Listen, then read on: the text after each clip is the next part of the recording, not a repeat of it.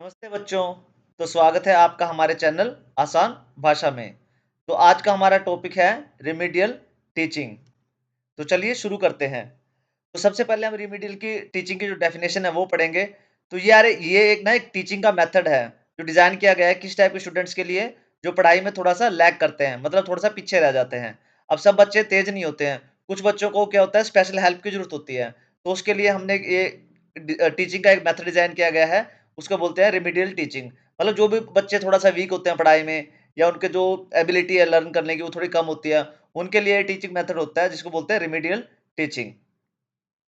अब इसके ऑब्जेक्टिव क्या हैं? ये क्या करता है, आइडेंटिफाई करता है किसी भी स्टूडेंट्स की, मतलब जो लर्निंग डिफिकल्टीज हैं स्टार्टिंग में ही उसको आइडेंटिफाई कर लेता है। मतलब जैसे बच्चा बड़ा होगा तो उसको ज्यादा दिक्कतें आएंगी, तो ये क्या करता है अर्ली स्टेज में ही उसकी जो प्रॉब्लम्स आ रही हैं उसको आइडेंटिफाई कर लेता है।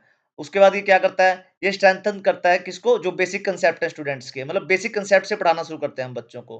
ठीक है। उसके बाद ये क्या करता है, ये कॉन्फिडेंस को बूस्ट करता है उनको, और जिनका जो थोड़ा जो मोटिवेशन होता है वो लो होता है, उनको मोटिवेट करता है जो स्लो लर्नर्स होते हैं। अब ये क्या करता है, डेवलप करता है बेटर स्टडी हैबिट्स को। अब कुछ बच्चों की जो हैबिट्स होती हैं वो बिगड़ी हुई होती हैं, तो ये बेटर स्टडी हैबिट्स को डेवलप करता है और जो उनकी स्किल्स हैं उनको भी सुधारता है।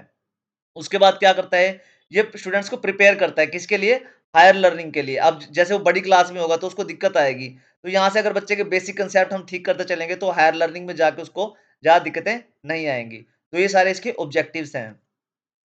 आगे आता है अब इसके स्टेप्स क्या-क्या हैं रिमेडियल टीचिंग के। सबसे पहले तो डायग्नोस किया जाता है। जैसे हमारे कोई बीमारी है, सबसे पहले उसका डायग्नोस ही होगा ना, कि उसको मतलब देख टेस्ट वगैरह करे जाते हैं, उससे देखा जाता है कि क्या प्रॉब्लम है, कैसे प्रॉब्लम आई है ये, ठीक है? ऑब्जर्व करा जाता है उस चीज़ को भी, क्या है चीज़ ये। उसके बाद क्या होता है, हम जब ये डायग्नोस हो जाता है, अभी बच्चे में कोई प्रॉब्लम है, तो उसके बाद क्या किया जाता है, प्लानिंग की जाती है। अब प्लानिंग में क्या किया जाता है, उसको स्पेशल लेसन्स दिए जाते हैं, एक्सरसाइज़ दिए जाते हैं और अलग टाइप की एक्टिविटीज़ दी जाती हैं बच्चे को। ताकि मतलब वो प्लानिंग का ही फेज होता है एक। उसके बाद आता है इम्प्लीमेंटेशन। अब ये सब डायग्नोस भी हो गया, प्लान भी बन गया है, तो अब हम क्या करते हैं, इम्प्लीमेंटेशन करते हैं। इम्प्लीमेंटेशन का सबसे पहला रूल जो है रिमीडियल टीचिंग का है, वो है पेशेंस। मतलब जो भी टीचर होगा वो पेशेंस के साथ ही काम करेगा सारा कुछ। तो वो क्या करेगा, टीचिंग को सिंपल तरीके से बताएगा और अलग अलग मेथड्स डेवलप करेगा ताकि बच्चों को अच्छे से पढ़ाया जा सके। अब उसके बाद क्या करेगा वो, जब ये सब कुछ हो जाएगा तो इवैल्यूएट करेगा। मान लो उसको सारा कुछ हमने एक्सरसाइज वगैरह सब कुछ सेटअप करके दे दिया है और बच्चा धीरे-धीरे पढ़ाई में ग्रो भी कर रहा है। तो बाद में क्या करना है, उसको इवैल्यूएशन करना है कि उसमें इम्प्रूवमेंट आ रहा है या नहीं आ रहा है, और अगर कहीं पे अगर लैग कर रहा है बच्चा, तो उसमें एडजस्टमेंट क्या किए जा सकते हैं। अब क्वालिटीज़ क्या होती हैं भाई गुड गुड रेमेडियल टीचर की? अब मान लो कोई टीचर है, वो जो रेमेडी का टीचर है एक, तो उसमें क्वालिटी कौन-कौन सी होनी चाहिए? अब एक तो उसमें पेशेंस होना चाहिए। अब आराम से ऐसे बच्चों के साथ बिल्कुल पेशेंस से, बड़े प्यार से, आराम से काम करा जाता है। ये नहीं कि भी फटाफट में तुम काम नहीं कर रहे, तुम फटाफट परफ़ॉर्म करके दो मेरे को, ऐसा नहीं होता है। एम्पैथी दिखानी पड़ती है उनके साथ, मतलब थोड़ा-सा ये इमोशनल बॉन्डिंग टाइप का बनाना पड़ता है, ताकि बच्चा आप पे ट्रस्ट कर सके। अब क्रिएटिव भी होना पड़ता है टीचर को। क्रिएटिव क्यों होना पड़ेगा? क्योंकि अब इनका जो बेसिक जो सिलेबस होता है, उसके अकॉर्डिंग नहीं चलता है जो नॉर्मल स्टूडेंट्स का चलता है। ऑल्दो ये नॉर्मल ही होते हैं, बट जो जैसे जो पढ़ाई में सिंपल नॉर्मल तरीके से चल रहे हैं बच्चे, उनकी तरह इनका सिलेबस नहीं चलता है। तो टीचर को क्या है, नए-नए तरीके खोजने पड़ते हैं, अब नए-नए फन वेज़ ढूँढने पड़ते हैं, कि बच्चा अच्छे से समझ पाए चीज़ों को। अब ऑब्जर्वेशन स्किल्स भी होनी चाहिए टीचर के अंदर। अब वो ऑब्जर्व भी कर पाए कि बच्चा में इम्प्रूवमेंट आ रही है, नहीं आ रही है, अगर बच्चे में दिक्कत है भी है, नहीं है। दिक्कत तो नहीं कहेंगे वैसे इसको, गलत टर्म है। मतलब कोई भी ये कह लो कि कहीं न कहीं बच्चा वीक हो रहा है किसी चीज़ में तो। जो 5th जो उसमें क्वालिटी होनी चाहिए वो है मोटिवेशनल स्किल। अब उसको मोटिवेट करना भी आना चाहिए बच्चों को। इस टाइप के बच्चों को क्या होता है कि अब दूसरे बच्चों के साथ रह-रह के इनका क्या होता है, मोटिवेशन बिल्कुल खत्म हो जाता है। इनको लगता है कि हम तो किसी काम के है ही नहीं है। तो उसमें मोटिवेशनल स्किल्स भी होने चाहिए। उसके बाद आता है इसकी एडवांटेजेस क्या-क्या है रेमेडियल टीचिंग की। अब इसके एडवांटेज तो बहुत सारी हैं, यहाँ पे हमने कुछ 5 एक एडवांटेज लिखी हैं। अब ये क्या करता है, बच्चों में जो कॉन्फिडेंस है उसको इम्प्रूव करता है, ठीक है? वो मोटिवेट होते हैं और उनका जो वो जो एकेडमिक है उसमें भी इम्प्रूवमेंट देखने को मिलते हैं। अब drop out rate decrease decrease होती है। अब जैसे हमारे यहाँ पे है, जैसे प्राइमरी स्कूल में तो फेल वगैरह का सिस्टम नहीं है। हमारे टाइम में क्या होता था कि बच्चों को फेल कर देते थे, या मतलब वही है साल खराब हो जाता था बच्चों का। तो इसमें क्या होता है, अगर रेमेडियल टीचिंग चल रही है आपके स्कूल में, तो उसके बच्चे के फेल होने के चांस या उसके ड्रॉप साल खराब होने के चांस बहुत ज़्यादा कम हो जाते हैं।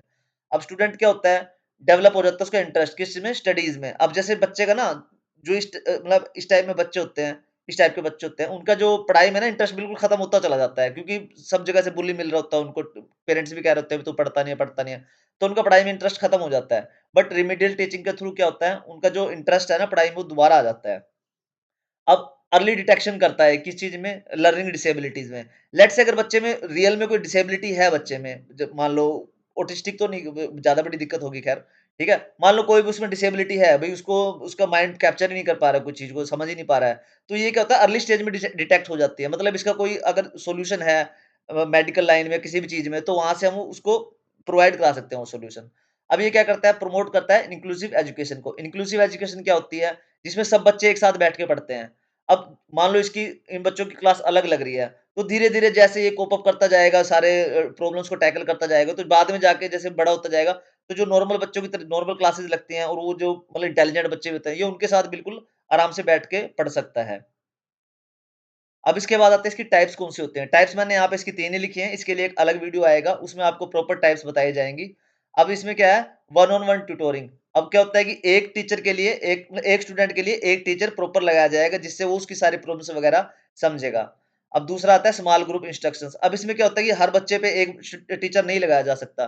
तो दूसरा टाइप आता है स्मॉल ग्रुप। हम क्या करते हैं, छोटे-छोटे ग्रुप्स के को डिवाइड कर देते हैं। मान लो 6-6 बच्चों के ग्रुप हम बना दिया, 8-8 बच्चों का बना दिया, या 4 बच्चों का बना दिया। उस पे एक टीचर असाइन कर दिया। तो वो उन बच्चों को सँभाल लेगा, कि उनको आगे उनकी ट्रेनिंग करेगा, जो भी होगी ज़रूरत होगी। उसके बाद आता है टेक्नोलॉजी बेस्ड। अब टेक्नोलॉजी बेस्ड क्या होता है कि अलग-अलग टूल्स आते हैं एजुकेशन के टेक्नोलॉजी में, ठीक है? अब वो टूल प्रोवाइड कराए जाते हैं इस टाइप के बच्चों को, और उनका जो है रेमेडियल टीचिंग होती है फिर उनकी। अब आते हैं इसका कंक्लूजन क्या है। अब देखो यार, जब से पढ़ाई शुरू हुई है ना, ठीक है? तो इसमें कंटीन्यूअसली चेंजेस आते ही जा रहे हैं, और आने भी चाहिए, ठीक है? अब इसमें अलग-अलग जो मेथड्स हैं वो डेवलप हुई हैं आज तक। जैसे बच्चों की डिमांड रहती है, स्पेसिफिकेशन रहती है। तो जो टीचर्स हैं वो काफ़ी सारे हैं, मतलब जो हार्ड वर्क करते हैं इसमें इम्प्रूवमेंट लाने के लिए। तो इसी इम्प्रूवमेंट में एक जो मेथड आता है, वो उसे कहते हैं रेमेडियल टीचिंग। अब कंक्लूजन में इसको यही कह सकते हैं कि रेमेडियल टीचिंग बहुत अच्छा मेथड है उस टाइप के बच्चों को उठाने के लिए, जो बिल्कुल ही थोड़ा-सा मतलब दिक्कत आ रही है उनको पढ़ने में। बाद में जाके वो बिल्कुल नॉर्मल स्टूडेंट्स की तरह कोप अप कर लेते हैं पढ़ाई में, और जो एकेडमिकली है वो अच्छा परफ़ॉर्म भी करते हैं। तो ठीक है बच्चों, आई होप आपको ये सारा टॉपिक समझ में आ गया होगा। तो प्लीज़ अगर आपको हमारा जो ये भी पूरा ट्यूटोरियल था ये समझ में आया, तो प्लीज़ यार लाइक, शेयर एंड सब्सक्राइब, और थैंक्स फॉर वॉचिंग। और हाँ, अगर कोई दिक्कत है भाई, कमेंट करके पूछो। और ये अगर ये पीपीटी चाहिए, तो मैं इसका लिंक आपको डिस्क्रिप्शन में डाल दूँगा, तो आप वहाँ से ले लेना जो भी ये पीपीटी है। ठीक है? ओके, थैंक यू बच्चों।